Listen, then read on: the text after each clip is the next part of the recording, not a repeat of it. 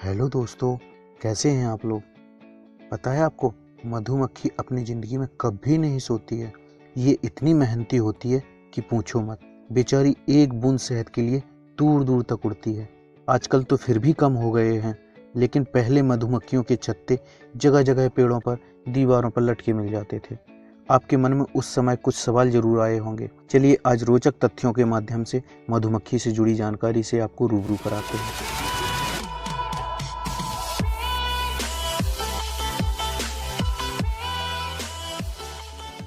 एक छत्ते में 20,000 से 60,000 मादा मधुमक्खियां और कुछ सौ नर मधुमक्खियां और एक रानी मधुमक्खी होती है।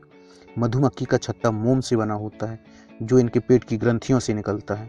पृथ्वी पर 20,000 से ज़्यादा प्रकार की मधुमक्खियां हैं, लेकिन इनमें से सिर्फ 4 प्रकार की ही मधुमक्खियां शहद बना सकती हैं।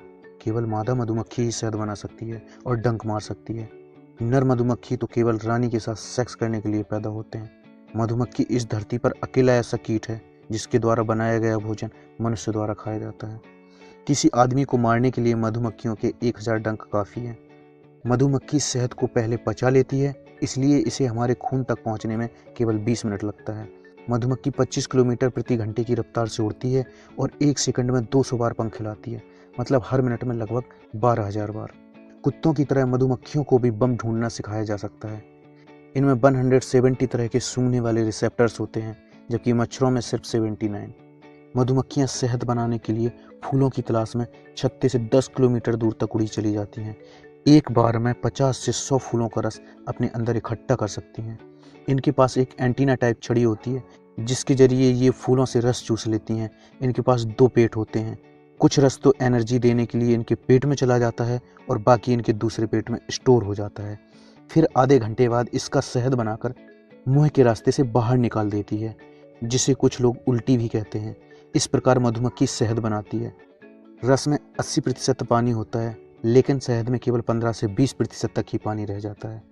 1 किलो शहद बनाने के लिए पूरे छत्ते को लगभग 40 लाख फूलों का रस चूसना पड़ता है और 90,000 मील उड़ना पड़ता है। यह धरती के 3 चक्कर लगाने के बराबर है। पूरे साल में मधुमक्खियों के छत्ते के आसपास का तापमान 33 डिग्री सेंटीग्रेड के आसपास रहता है। सर्दियों में तापमान गिरने लगता है तो ये आपस में बहुत नज़दीक हो जाती हैं ताकि गर्मी बनाई जा सके। गर्मियों में ये अपने पंखों से छत्ते को हवा देती हैं और कुछ दूरी पर खड़े होकर इनके पंखों की हम जैसी आवाज़ सुन सकते हैं। एक मधुमक्खी अपनी पूरी ज़िंदगी में चम्मच के 12वें हिस्से जितना ही शहद बना पाती है। इनकी ज़िंदगी सिर्फ 45 दिन की होती है। नर मधुमक्खी का कोई पिता नहीं होता, बल्कि सीधा दादा या माता होती है, क्योंकि ये अनफर्टिलाइज एग से पैदा होते हैं। ये वो अंडे होते हैं जो रानी मधुमक्खी बिना किसी नर की सहायता से स्वयं अकेले पैदा करती है। इसलिए इनका पिता नहीं होता, केवल माता होती है।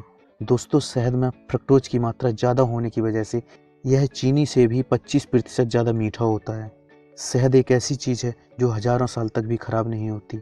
यह एकमात्र ऐसा फूड है जिंदगी जीने के लिए आवश्यक सभी चीज़ें पाई जाती हैं। इनमें एंजाइम्स, इसके बिना हम सांस ली गई ऑक्सीजन का प्रयोग नहीं कर सकते हैं। विटामिन्स, पोषक तत्व, मिनरल्स, खनिज पदार्थ, पानी इत्यादि।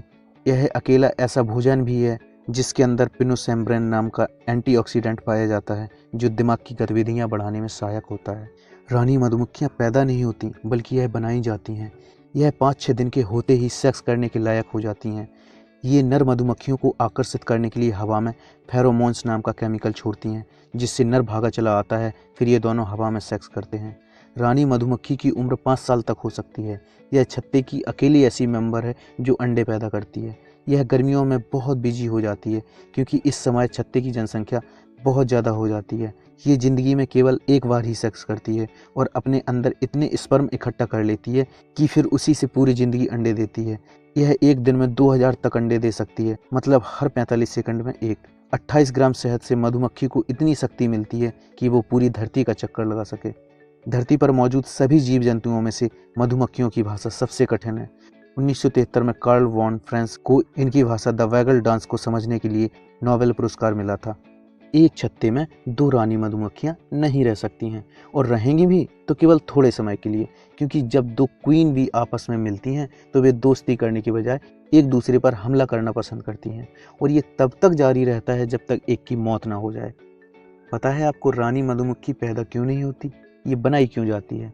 असल में वर्कर मधुमक्खियां मौजूदा क्वीन के अंडे को फर्टिलाइज करके मोम की 20 कोशिकाएं तैयार करती हैं। फिर युवा नर्स मधुमक्खियां क्वीन के लार्वा से तैयार एक विशेष भोजन से, जिसे रॉयल जेली कहा जाता है, की मदद से मोम के अंदर की कोशिकाएं निर्मित करती हैं। ये प्रक्रिया तब तक जारी रहती है जब तक कोशिकाओं की लंबाई 25 मिलीमीटर तक ना हो जाए। निर्माण की प्रक्रिया के 9 दिन बाद ये कोशिकाएं मोम की परत से पूरी तरह ढक दी जाती हैं। आगे चलकर इसी से रानी मधुमक्खी तैयार होती है। अब बात आती है, यदि छत्ते की रानी मधुमक्खी मर जाए तो फिर क्या होगा। रानी मधुमक्खी लगातार एक खास तरह का केमिकल फेरोमोन्स निकालती रहती है। जब यह मर जाती है तो काम करने वाली मधुमक्खियों को इसकी महक मिलनी बंद हो जाती है, जिससे उन्हें पता चल जाता है कि रानी या तो मर गई है या छत्ता छोड़कर चली गई है। रानी मधुमक्खी के मरने से पूरे छत्ते का विनाश हो सकता है, क्योंकि यदि यह मर गई तो नए अंडे पैदा कौन करेगा। इसकी मौत के बाद काम करने वाली मधुमक्खियों को सिर्फ 3 दिन के अंदर अंदर कोशिका निर्माण कर नई क्वीन बी बनानी पड़ती है। आपको पता है, यदि धरती पर सारी मधुमक्खियां खत्म हो जाएं तो क्या होगा। अगर ऐसा हुआ तो मानव जीवन भी धीरे धीरे खत्म हो जाएगा, क्योंकि धरती पर मौजूद 90% खाद्य वस्तुओं का उत्पादन करने में मधुमक्खियों का ही बहुत बड़ा हाथ है। इनके मरने से 100 में से 70 फसलें सीधे तौर पर नष्ट हो जाएंगी, यहाँ तक कि घास भी नहीं उगेगा। महान वैज्ञानिक अल्बर्ट आइंस्टीन ने भी कहा था कि अगर मधुमक्खियां धरती से खत्म हो जाएं तो मानव प्रजाति ज़्यादा से ज़्यादा कुछ सालों तक ही जीवित रह पाएगी। इसी प्रकार की और ज़्यादा जानकारियाँ जानने के लिए देखते रहिए हमारा चैनल। और अगर अभी तक आपने इस चैनल को सब्सक्राइब नहीं किया है तो सब्सक्राइब कर लें और बेल आइकॉन को दबा लें, जिससे कि आपको आने वाले नए वीडियो का नोटिफिकेशन मिलता रहे। वीडियो देखने के लिए बहुत बहुत धन्यवाद।